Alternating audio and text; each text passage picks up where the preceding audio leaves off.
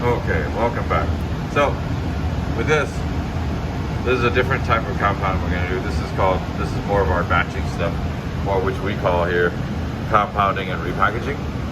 So what I'm going to do is I'm going to make these vials, VMX, transfer it into these bags. Okay. This is something that we like to make a few bags ahead of time. We get patients on it, and they run pretty fast on it at times. So I'm just gonna make a couple because, you know, just trying to get through the day. Maybe we're just trying to cover 24 hours. So we have pre-built items, right? When I click on this drop down, you can see all these items that we have built into this computer system, okay? And from here on out, I can kind of pick and choose what I want to make. So I'm going to make VMX, right? So I'm going to type in VUM right there, and it brings up my bumetanide, 12.5 milligrams per 50 ml compound. I had you guys make these the other day in class. Some real stuff. See, so here it tells me that one bag is 50 mLs, right? But I'm going to make 2 bags. So if I make 2 bags, it changes to 2. And I hit enter. It's going to change it to 100 now. So it's pre-built. It should know what we want, but at the same time, I always tell you guys, you need to know it in your head, because we built this computer and we built these numbers. So you always got to make sure that these numbers make sense, right?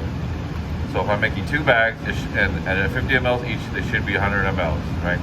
And again, we check our math too. So when I accept this, it's going to now tell me here on the screen, bumetanide, 0.25 milligrams per ml, and I'm making 2 bags, which equals 100 mLs, because it's 25 milligrams.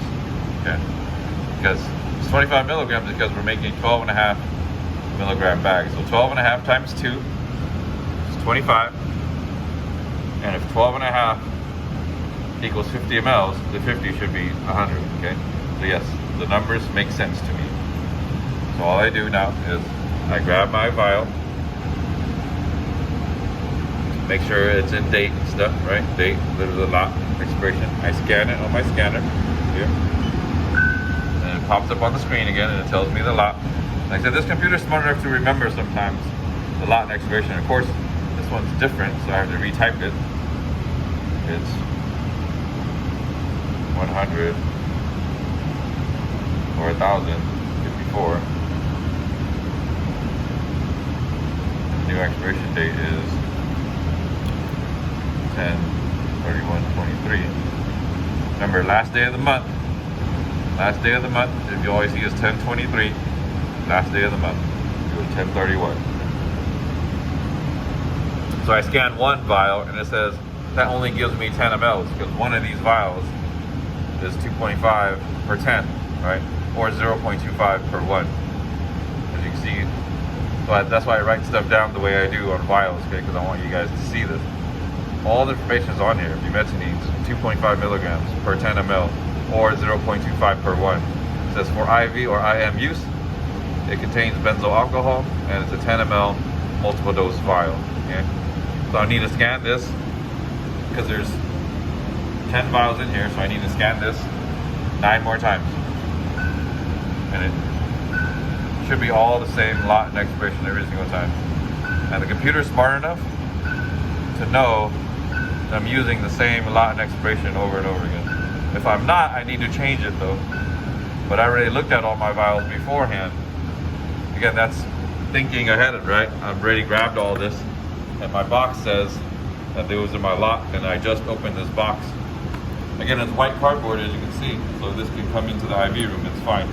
Then every single lot and expiration I've already pre-planned ahead of time, so that when I go to scan this, I know that every single vial is the same.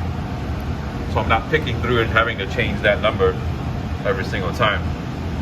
Okay? I'm gonna move the camera back on top of the hood now, and you guys will see how I compound it.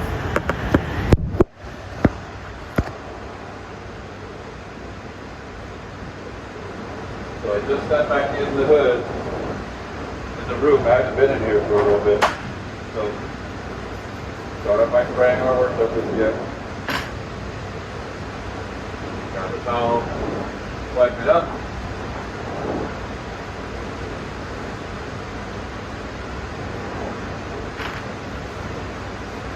Get all my supplies in here, my bags, my vials.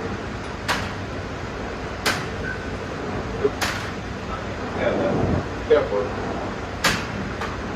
Scanner will pick up anything that's in front of it. Pretty strong scanner. Okay, so I'm doing 50 ml per bag. I'm just grabbing one 50cc syringe. Okay, I got 2 bags. I got all my vials in. I got 6 inches into the head. Lay stuff out. Bring my hands, get ready to go.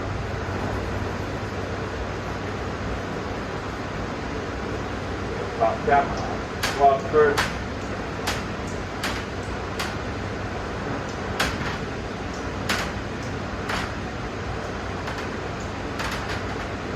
Try to be very organized.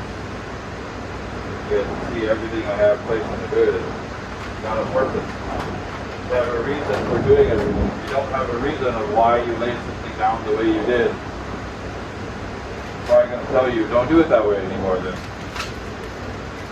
If you can explain to me why you did something, then that's fine. There we go.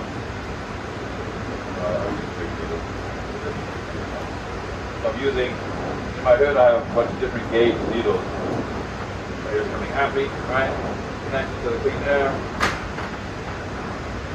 I swabbed everything, I need 50 ml. In the beginning it doesn't really matter because I'm just trying to draw whatever I can. So I can swab down, build up, get better angle for the needle. Right. Some symptoms are much easier to work with than others. So here I am, I'm pushing up.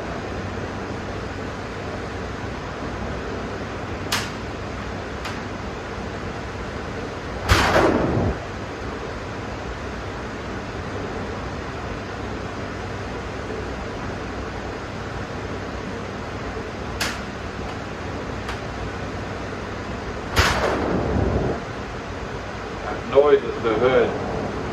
It doesn't really have a flat bottom, so it's kind of flat. Be careful. Your work surface isn't always perfect. Okay?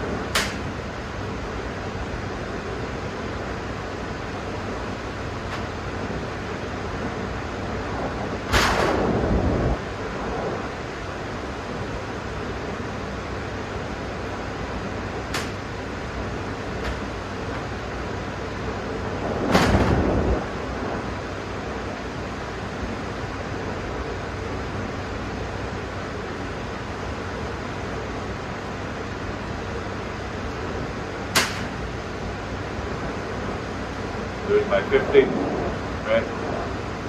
I'm going to go into the bag.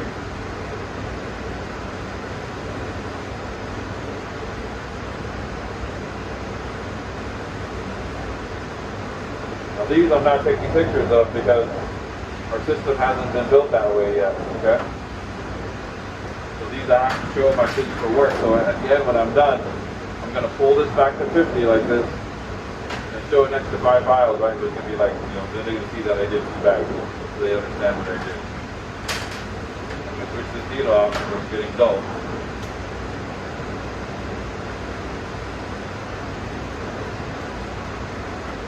Grab a new one, bring my hand. I stepped out of the hood.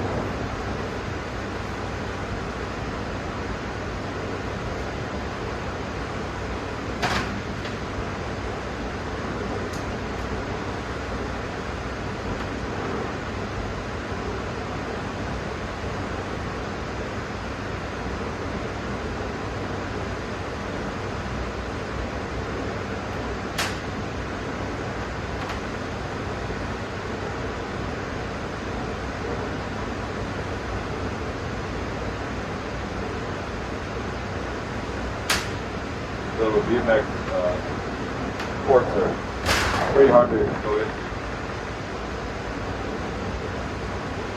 The latex for the rubber that's on them is really thick.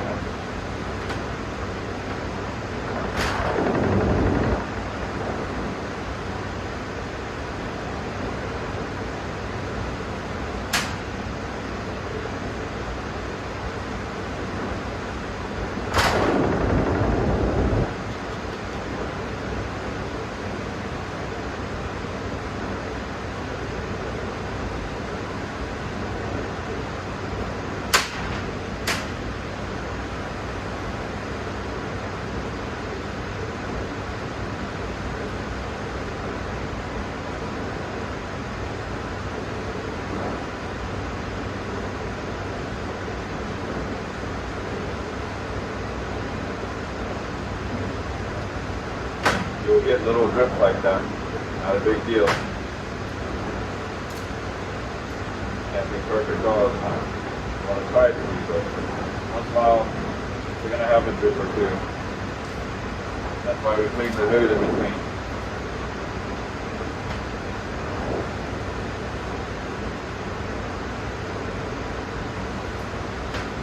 Okay. What I do is just what my layout's going to look like from Texas.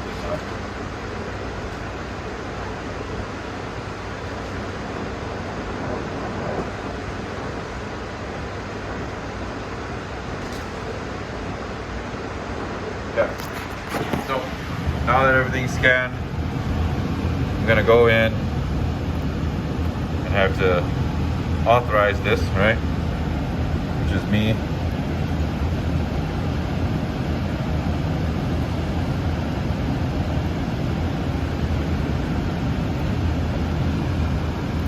Hit OK and work.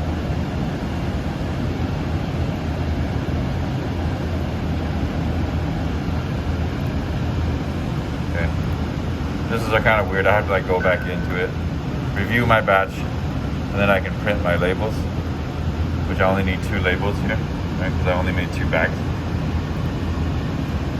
Now this is going to print. Oh, I printed on the wrong dang printer. Try it again. Print. I need a print from my CNR label, my compounded repackaging label. I just get my labels all messed up. It's all cut off. I don't want it to look like that.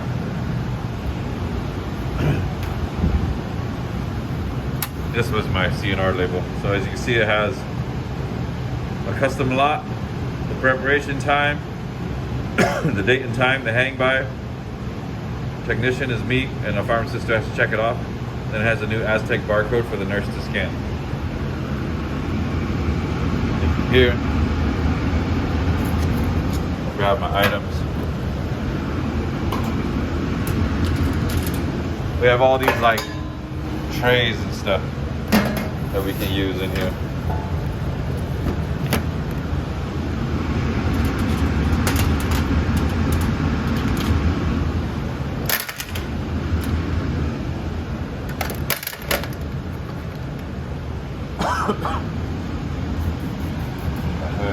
Sorry about the coughing, guys. Pneumonia is killing me still.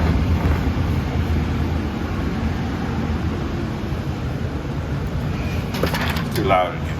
Okay. You guys can hear how loud it is. That's the airflow we have in there. That's how crazy loud it is. Okay, so now here's my setup, right? Here's all my vials. Here's my 50 ml syringe for them to see. Yeah. I'm going to label my 2 bags so that they can see the finished product. Everybody knows what these bags are now that I made. Because if you don't label them, nobody's gonna know what these things are. You can see how much electronic stuff goes in the hand. And I can't quite simulate this in class. I keep making you guys write down lots and expirations and NDCs and all that stuff. But all I'm trying to do is just get you guys to see how much thinking we're doing, right?